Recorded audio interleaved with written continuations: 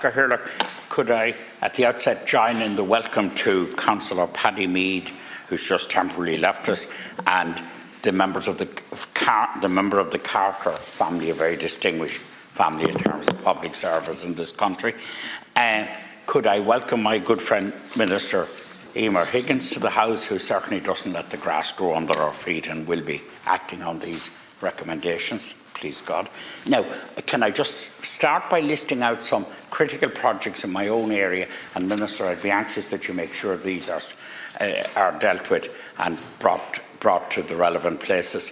First of all, the bypass of Virginia is in progress, and I would just want a running commitment to that. I'll just quickly tell you a light-hearted story.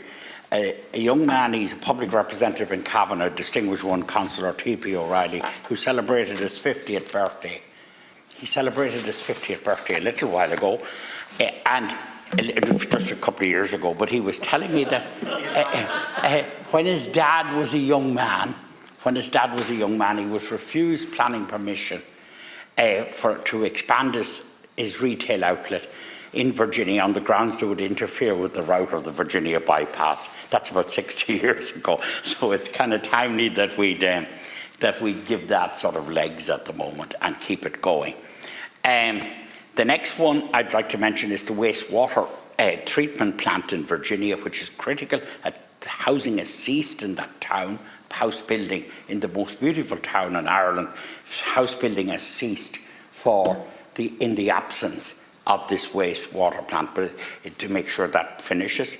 The East-West link is an important connection, Dundalk to Sligo Road. The Rathkenny Bridge realignment, Rathkenny Ben realignment on that, expensive, but it needs funding and needs to go on. The N55 progress needs to continue on that, Minister, and the Cavan Northwest Greenway. These are crucial projects. Now, can I just say to you, Minister, as well, that the upgrade and maintenance of regional and local roads in Cavan have suffered hugely in terms of money. There's been a historic shortfall or underinvestment in them, and then we now have that aggravated, the historic underinvestment aggravated by inflation and by extra costs, wages, etc., but inflation in general.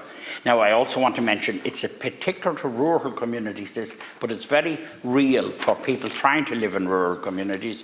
And I know the very idyllic place you live yourself, Minister, from my Senate travels, and I know that you would have an appreciation out beyond that of where rural people want to access the house. The LIS schemes are crucially important, the local improvement schemes in rural areas, and we need extra investment there, and Cavan specifically has a huge waiting list going back about 5-6 years, so we need that dealt with.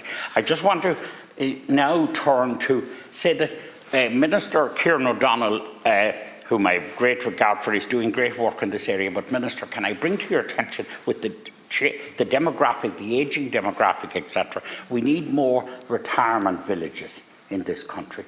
And indeed, I invite you to look at one that's a classically good one in Mulla in County Cavan.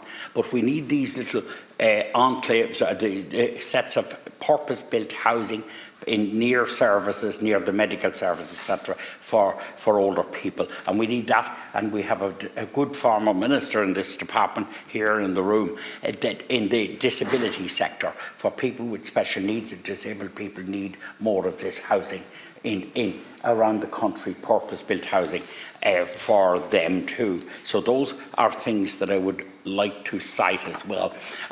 My time is up, but I didn't casually or lightly list off those projects at home. They're critical to a lot of people, and please, Minister, do see that they actually get a mention and get action. Thank you.